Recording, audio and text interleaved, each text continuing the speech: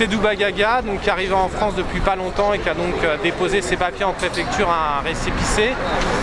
Il est embauché à l'agence Colipost d'ici les Moulineaux début décembre 2012, en pleine période. C'est le moment où il y a le plus de trafic. Et donc au bout d'une semaine de présence à l'agence, il part livrer un colis sur une péniche. L'usager de la péniche entend sonner. Il sort de sa péniche et là il voit donc le collègue qui est en train de se noyer dans la Seine. Les pompiers interviennent et suite à ça il décède un mois plus tard suite de la noyade. Quelle était la réaction de la Poste à ce moment-là? La réaction de la Poste, ça a été d'être dans le déni en nous disant qu'en gros, ils ne travaillaient pas à l'agence. Mais en gros, l'enquête de l'inspection du travail a bien montré, y compris nous, tous les témoignages qu'on a eus de ses collègues, de sa famille, qui travaillaient bien avec un gilet où était bien marqué la Poste et qui distribuait les colis ce jour-là. Donc la Poste, en gros, refusait de le reconnaître comme un travailleur de la Poste. Ouais, alors évidemment, la Poste refusait de le reconnaître comme un travailleur de la Poste et y compris la Poste a même contesté devant les tribunaux la délégation d'enquête que le CHSCT avait fait au moment de son décès où le CHSCT demandait à pouvoir faire la lumière et en disant bien que pour nous il faisait partie de la communauté de travail comme tout le monde. Et la Poste a perdu au tribunal une première fois avec un juge qui reconnaît la compétence du CHSCT pour la question de la sous-traitance, aussi bien dans les établissements comme en dehors des établissements. La question cruciale, qui est une vraie question de société, c'est la question de l'emploi. C'est que on nous saoule tout le temps en disant les volumes de courrier baissent, il va y avoir une attrition des volumes, donc l'emploi en face on est obligé de le réduire. Et ben les volumes de courrier baissent, mais les volumes de colis augmentent. Et qu'est-ce qu'on crée comme emploi? Zéro. On sous-traite au maximum pour faire le maximum de profit. Ce qui n'est pas forcément malin pour toute la collectivité. Donc on a un vrai sujet sur l'emploi, une campagne à faire sur cette chose-là. Voilà.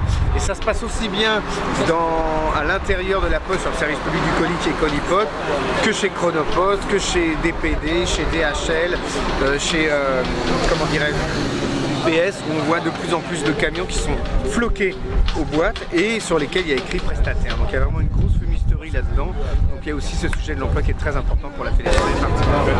Ouais, donc je suis Eddy de la Fédération Sud PTT et sur les enjeux d'aujourd'hui du procès qui se tient dans les murs derrière moi et du rassemblement, évidemment c'est le procès de la sous-traitance, mais de la sous-traitance organisée en système.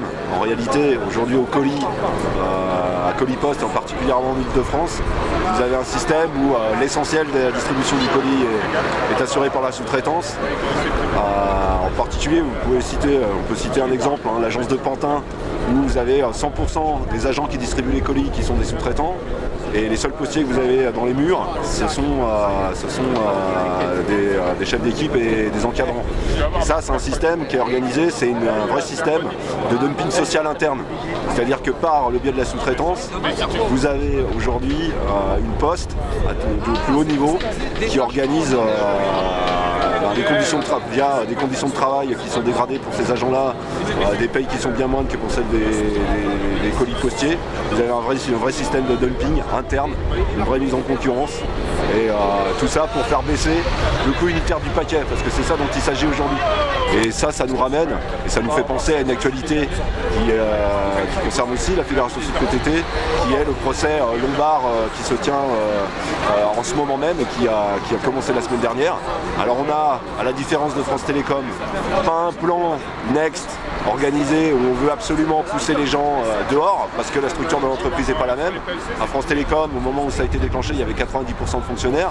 À la Poste, aujourd'hui, on a une majorité de salariés. On n'a pas exactement les mêmes coordonnées et la même façon de procéder, mais au final, c'est la même chose. C'est-à-dire qu'il faut diminuer le coût par tous les moyens possibles. Et un des moyens qu'utilise aujourd'hui la Poste, c'est ce recours massif à la sous-traitance. Ça l'échalote, parfois conduit à des drames, surtout quand l'employeur ne met rien en place pour les éviter. C'est bien ce qui s'est passé pour le camarade Seydou Bagaga qui s'est donc noyé dans la Seine. Donc on est là évidemment en soutien aux sous-traitants, parce que nous on a la volonté d'éradiquer la sous-traitance, mais pour autant on a la volonté d'intégrer tous les sous-traitants qui font exactement le même métier que nous, sauf qu'ils le font sous le sceau de conditions de travail et de modes de rémunération qui sont absolument inacceptables. La Poste, c'est encore et toujours une entreprise publique. On se doit d'assumer ce statut-là à travers non seulement des prestations à la hauteur de la qualité du service public attendu, mais également avec un statut décent qui permette aux gens de vivre décemment et qui sortent un peu de la précarité. Puisqu'on voit bien qu'aujourd'hui, l'intérim la gestion par le CDD et la sous-traitance deviennent tout simplement un fléau qu'il convient d'éradiquer. En tant que postier, en tant que citoyen, on ne peut qu'être là aujourd'hui devant le tribunal de grande instance de Nanterre pour soutenir la cause de ces morts pour la Poste.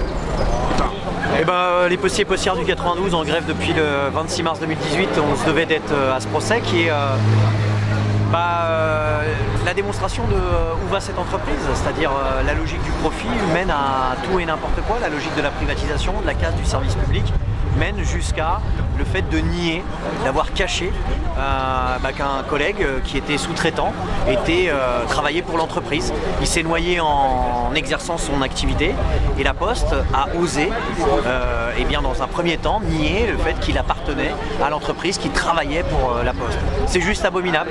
C'est juste abominable, mais quand on parle de violence dans le monde du travail, ça va jusqu'à des extrêmes comme celui-là. Et on espère que la Poste va devoir payer pour ça, que les responsables RH voient comment la direction de la Poste tremble, rien que parce qu'il y a 20% des facteurs et des factrices qui sont en grève reconductible, qui sont capables d'aller occuper la banque postale, d'aller occuper le siège de la Poste. Imaginez si ça s'était fait par des postiers dans le 77, dans le 93, dans le 13, dans le 35, dans le 33, la Poste elle serait obligée de concéder aujourd'hui des acquis et des gains aux revendications du personnel. C'est ça qu'on porte, c'est ça pour ça qu'on se bat et c'est pour ça aussi qu'on est ici, ne pas laisser impunis des actes qui vont jusqu'à le fait de nier que des collègues qui ont eu un accident de travail mortel étaient membres de l'entreprise et travaillaient pour l'entreprise.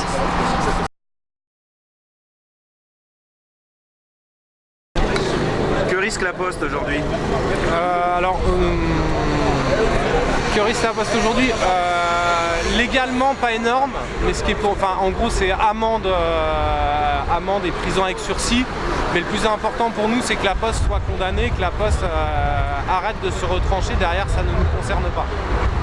Et y compris nous, c'est un vrai enjeu pour essayer de mobiliser nos collègues sous-traitants qui vivent ces situations-là au quotidien et montrer que c'est possible d'avoir des victoires judiciaires, essayer de se servir de ça pour permettre une vraie mobilisation des sous-traitants qui sera elle à même de permettre la réinternalisation de tous les sous-traitants à la Poste.